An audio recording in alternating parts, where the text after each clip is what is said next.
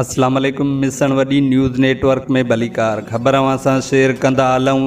बलदियाती election के हवाले से सागल लिगारी की रिपोर्ट मुताबिक यूसी दरिया खान मरी ते डिस्ट्रिक्ट काउंसिल के उम्मीदवार शहदाद खान मरी, रईस इस्माइल खान मरी, रईस हाकिम लिगारी, रईस वाडो खान मरी, हुसैन मरी, हैदर मरी पारा यूसी दरिया खान मरी में मुख्तलिफ़ कार्नर गॾिजाणियूं कोठायूं वयूं, जॾहिं त मुख़्तलिफ़ बिरादरियुनि पारां हिमायत जो पुण ऐलान कयो वियो। वधीक अॻवाननि मीडिया सां ॻाल्हि ॿोल कई आहे, अचो त अव्हांखे ॿुधायूं।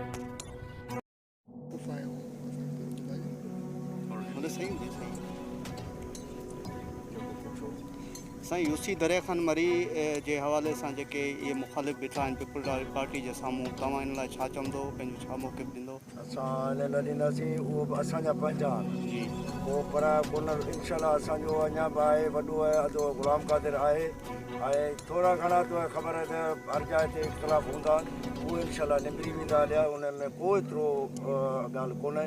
ऐं शहज़ाद खे जेको आहे पीपल्स पार्टी जे तरफ़ां टिकट अदे ग़ुलाम क़ादिर वठाए ॾिनो ऐं आसिफ़ साहिब जे बिलावल फरियाल जे अदी जे तरफ़ां हिननि टिकट ॾिनो आहे।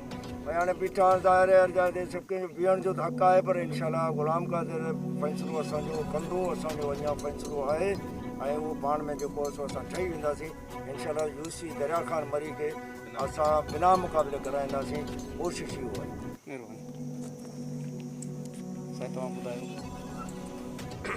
असां डिस्ट्रिक्ट काउंसिल जो मेंबर है शहजाद खान मरी साहब, ऐं इंशाल्लाह असां पूरो मिलिया टे काउंसिलर असांजा लॻभॻि अची विया आहिनि ऐं इंशाल्लाह डिस्ट्रिक्ट काउंसिल जो मेंबर बि हिन खां पोइ इंशाल्लाह लॻभॻि अची वेंदो। बाक़ी चेयरमैन ऐं वाइस चेयरमैन जा इशूज़ आहिनि जेके हलनि पिया कोर्ट में, से बि इंशाल्लाह जेको आहे कुझु ॾींहंनि में अची वेंदा, इंशाल्लाह काउंसिल जेका आहे अॻे जी हिन जे करे बि इंशाल्लाह लॻभॻि अची वेंदी। बिल्कुलु असांखे दरिया खान यूसी में उमेद आहे असांजो शहज़ाद मरी खे वोट ॾेई कामयाबु कंदासीं। वधीक जेको फ़ैसिलो रईस कंदो ऐं जेके बि ग़रीब अवाम आहे बिल्कुलु शहज़ाद मरी सां गॾु आहे, वोट ॾेई बिल्कुलु कामयाबु कंदा।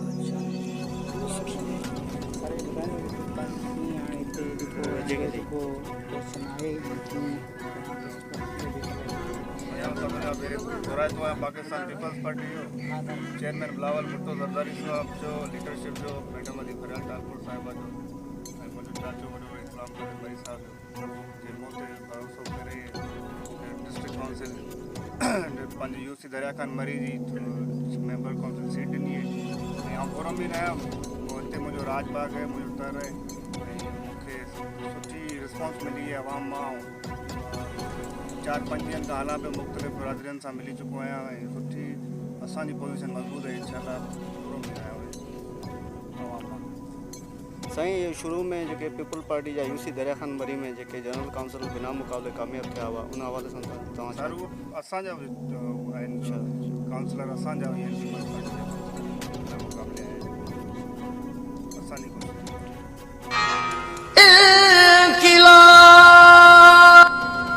जीत जो निशान, बोतल जो निशान।